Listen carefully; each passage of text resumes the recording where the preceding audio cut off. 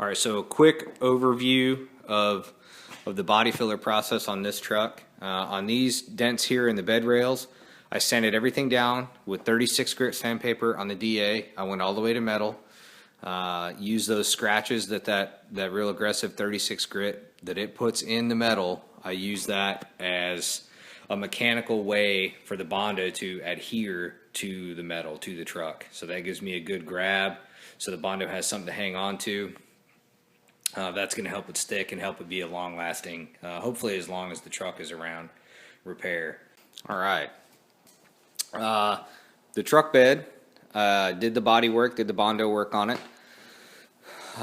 Sanded the entire thing with 180 grit sandpaper on the DA, and then anywhere where I went through to metal, I came back and I hit it with this epoxy primer. That stuff's been sitting now for about an hour and a half. It's ready to be top coated. So I'm going to go ahead and top coat it with just some high build. My primer gun, had a little accident right there. We got a drip right there. We're going to prime over the top of that,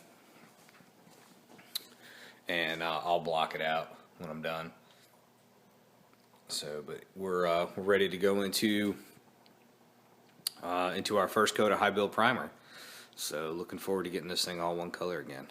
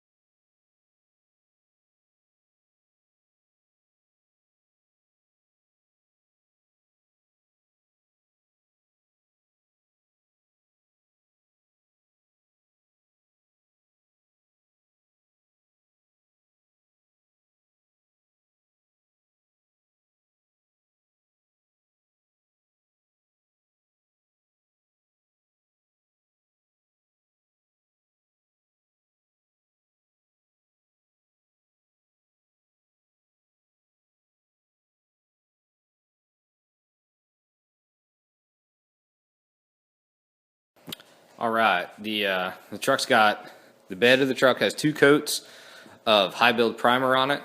That's sat overnight and dried. I just shot some guide coat on it. I'm getting ready to block it down. I'm going to block it with 80 grit and see how it turns out. And depending on how that comes out, I'll either do another round of filler or maybe just 2 more coats of high build, and then it'll be ready for paint.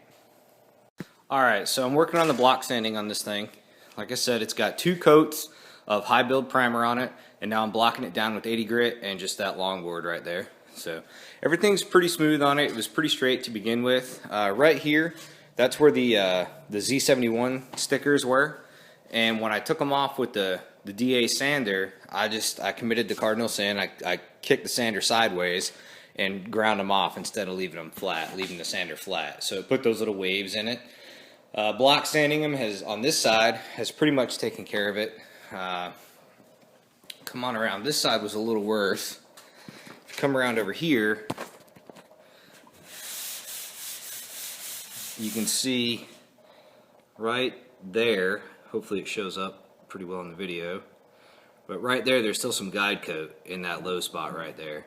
So this side, I'm going to do 1 skim coat of filler on this section of the bed right over here. So I had a little dent right here. It all blocked out pretty well. You can see where I broke through the primer and hit the filler, and then I'm down to, that's a factory primer right there, almost to metal, and I think I might have got into metal right there. So over here was my other little dent. This side, it blocked out pretty well as well. I'm down to metal right there. See where I got into the filler, and I started to break through again over here. So, but that's what, all the guide coat's gone, so that's good and flat now, ready to go. The bed of this truck is pretty easy to block sand. A lot of people complain about the sanding. They say that's the hardest part.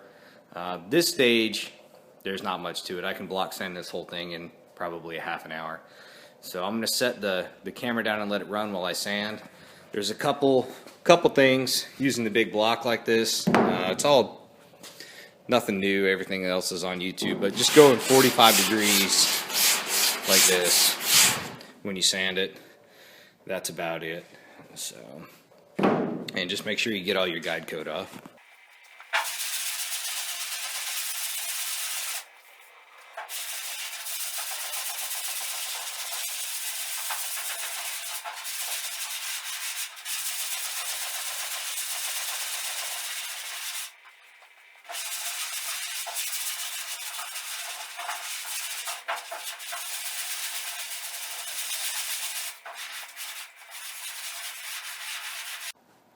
All right, we got the last remainder of the body filler work done. This here is correcting my mistakes where I turned my DA sander sideways to get the Z71 decals off the side to grind those off. When I did that, I put some ripples in it, some waves in it. So I did one light coat of filler, blocked that down. I did the same thing on this side, right here. So I took care of that. I did find one little dent that I missed right there, so I fixed that one. And there was another one down here, so I fixed that one as well. So that should be it for the filler work. The whole bed has been sanded down with 80 grit sandpaper on a block. It's flatter and straighter than it was even from the factory. So we're going to go ahead and wash it off, and then I'm going to put 2 more coats of high build primer on it. Once that stuff is on there and dry, I'll come back, I'll block it one time with a light guide coat and some 400 grit sandpaper to prep it for paint. That'll be my last chance to find any kind of defects or correct any type of bodywork issues or anything like that. So then I'll put the paint on it and then we'll clear it. Alright, one thing I want to show, here's a mistake that I made. As I was sanding this down, I noticed, I don't know if you'll be able to see them on the video or not, but there's all these cracks right here. What that is, that's some old Bondo from a previous repair, something done before I owned the truck.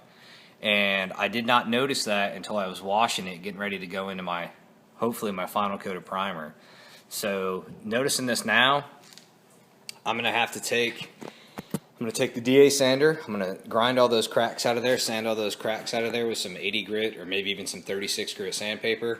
And then I'm going to have to fill that with filler, wait for the filler to dry, block out the filler, all that stuff. It's going to add several hours to the repair, to the job, which is going to, in turn, add an entire day because it's late in the day. I was wanting to get this into my final coat of primer so it could sit overnight and dry.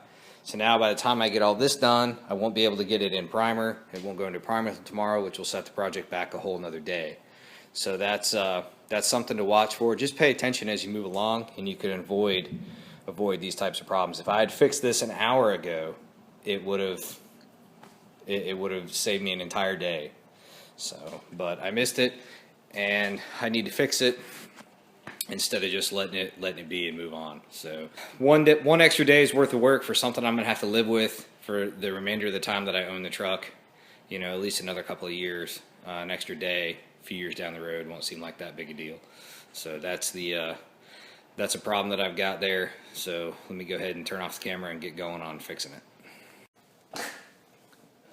Alright, so I went over the repair area with the DA sander and some 80 grit just to sand out all the small cracks and stuff, and you can see what's going on here. We've got the metal, then there's this is a body filler. This is, I can tell by the color, it's one of the cheaper ones. There's nothing wrong with that, that's fine. And then out here though, this maroon color, this maroon is a one-step polyester filler. It's something that after you use a cheaper Bondo like that, it's going to leave little pit marks. It's not going to clean up great. So they use this one piece 1K product to clean up those pinholes. The 1K product, it comes in a tube ready to use, but it doesn't have a hardener or anything like that. It's ready to go right out of the tube. The problem with those products is that they don't last. It's anyone I have ever seen or ever used has been a 100% failure. They fail every time. So maybe not right away, but they will fail over time, and that's exactly what we had here. So this maroon stuff is cracked. So there's some decent filler underneath, but I'm gonna go ahead and I'm gonna do just one skim coat, get everything there nice and flat, nice and filled in, and so we should never have any more problems. So.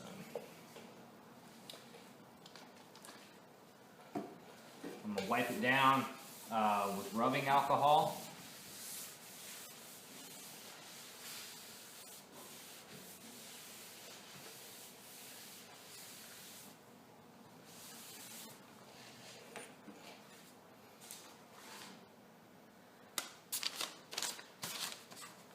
I've got my Bondo with one stripe of hardener across there.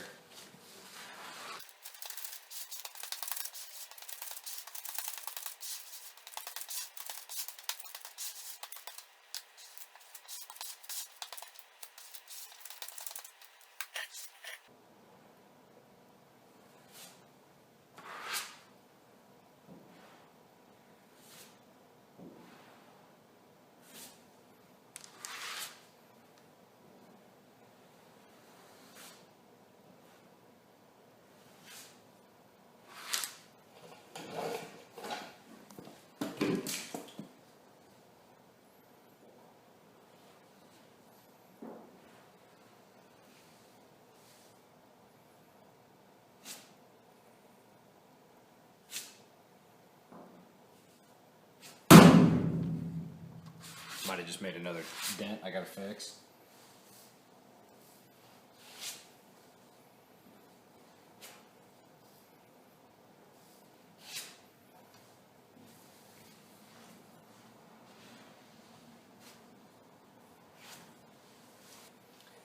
When you're putting your Bondo on, if it starts to dry, it will take on sort of like a peanut butter type of consistency. When that starts to happen, you need to stop. At that stage, it's no longer sticky, or as sticky as it needs to be, so it's not going to stick to what you're doing.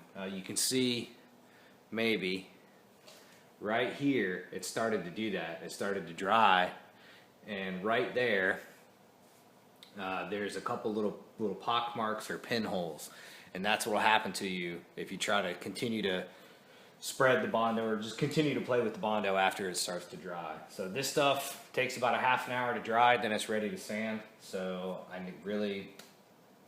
got nothing to do for about a half an hour, so I'm gonna go ahead and clean up the shop and do some other stuff. So.